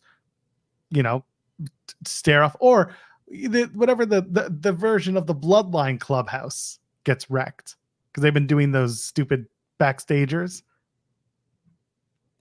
but they haven't really established it as a thing. I don't know if that's the main event. I think the Cody and Solo face-off might be the main event. I'd do that. I'd either open with that or make that the crossover.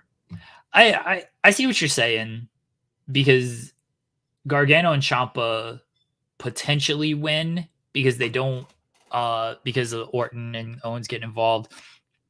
Paul Heyman, like, he doesn't have music, so it's not like he can hit music to bring him out.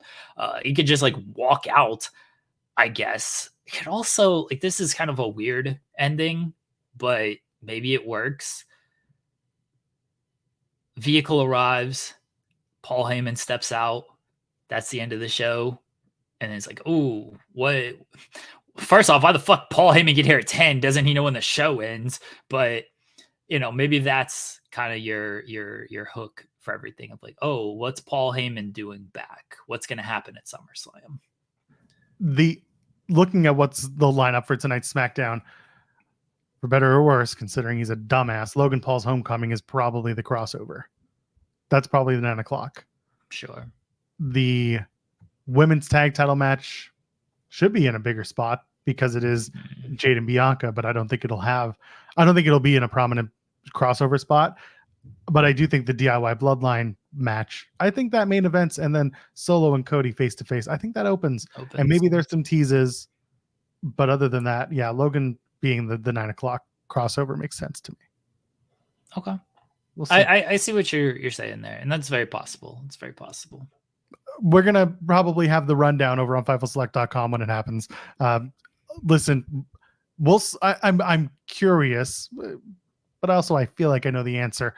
Logan's going to get booed despite this being his homecoming, whatever. And he's a bad guy on WWE TV. I wonder how vociferously he'll get booed given everything that happened. I also don't think most fans are online the way that many of us are when we're talking about it. So a lot of people are just not going to know. Honestly, unfortunately, some people are going to feel a certain way in agreement with him. So, it is what it is. But I'm curious. I don't think there's going to be much of a change in terms of his presentation or how people react to him. He's going to get booed. LA Knight's going to get cheered. Yeah, we're going to be off to the races. Just like that.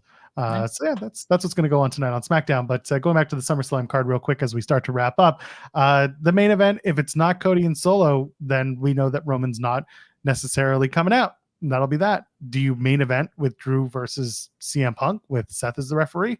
Is that the presumed main event at that point? That would be my main event if it's not Cody and Roman. Yeah. If it's not Solo and Cody with Roman's return. Yeah, I agree. That's easily the number 2 if you're not number 1. And if it's not, does it open the show if Cody and Solo are in the main event? think Liv and Rhea might open the show. Really? Okay. I was I can see that, or I can see Gunther and Damian Priest opening the show, because if Damian Priest retains, you will have forgotten that Gunther didn't win by the end of the night. I could see them putting that on first. Yeah, maybe. It's going to be a good night. Bayley, Nia Jax, of course. Some people were putting money behind Nia Jax as the winner. Did you agree with that, or what was your assessment there? I mean, I see where people are coming from with that.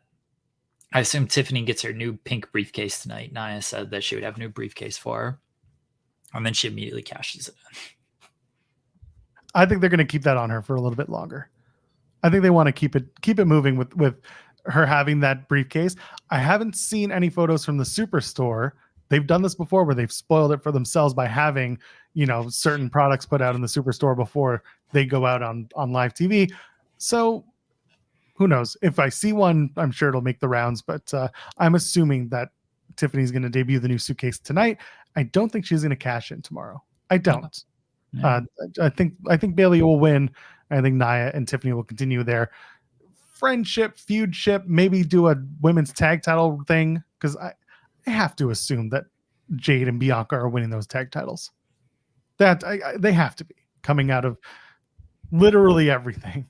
They have to be winning them, and then I'd do Nia Jax and Tiffany Stratton going for those tag titles. That'd be fine with me. Meet Norma sent a super chat saying, every match on SmackDown will be a DQ finish to lead to more matches and tips for SummerSlam. Gunther is winning. Otherwise, I don't care what happens. Well, we'll see. I don't think Gunther is winning. That's you've been adamant that Gunther's not going to win. That's me. And listen, there was an interview. I don't know if that was your article, but Ludwig Kaiser said he's not planning to miss Bash at Berlin. He's planning to be on the card. And if he's on the card, he is going to win a major championship at that show. And that's going to be the major Berlin hometown winner is Ludwig Kaiser. Or it'll be some sort of standout match that he has. That'll be it. But the DQ finish is leading to more matches. I know that's been rumored.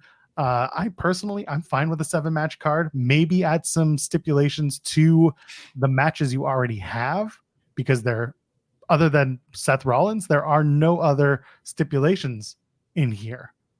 So you could make Cody and Solo. They might just make that a no disqualification match. Yeah. Because they're going to do the signing tonight. They could just do that. I would assume they just agree of like relaxed rules, bloodline rules, whatever the hell you want to call it, to make it a no DQ, and that's that. Logan Paul, LA Knight could easily be one of those. LA Knight wins the title, Logan Paul has to leave SmackDown or something. Give him time off. I don't know. He eventually will have a kid. I don't know when that timeline is or when that due date is, but he might take time off once he becomes a father. Sammy and Braun, I'd keep that as it is, as just a straight up singles match. And Liv and Rhea, I don't know if you add a stipulation to that. I think it's too late to add a stipulation unless you make that happen during the pre-show. Yeah.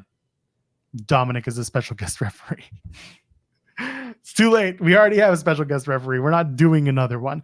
Bayley, Nia Jax. I'd find a way to get Tiffany banned from ringside just to really get away from the cash-in stuff. So maybe that's something that Bayley tries to enact tonight or get to, but we don't know how that will play out. So there will be other things, but I don't know how many DQ finishes we'll have. Maybe the tag titles, but I don't think that they'll put them on afterwards. Actually, I see who's in it. It's Jacob Fatu and Tangaloa. Tama's going to be in it. Tom will take the pin. Easy peasy. Johnny Gargano gets the big hometown pin. Yeah, especially if we get Orton and Kevin interfering, and it'll be fine. Exactly. So guys can take losses. It's okay.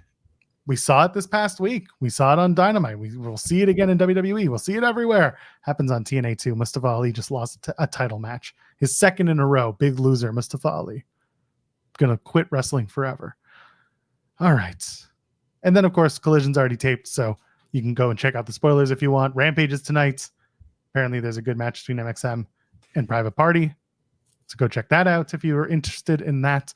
We'll have all the coverage as we always do. Jeremy and I are back on Main Channel on Monday because it is Main Channel Monday. It's, of course, a holiday here in Toronto, in Canada. So, is it? yeah, they call it it's called Civic Holiday or Simcoe Day, depending on it's a different name depending on where you are in the country. So essentially, it's a day off because someone decided that you needed an extra cottage day. So we'll be here, but we'll have a hard out at 12. Jeremy, anything to plug before we go? Nope. Well, then we will be back on Monday. For Jeremy Lambert, I am at Joel Pearl, JoelPearl. Ladies and gentlemen, friends beyond the binary, and I mean it. We'll see you in the next one. Cheers.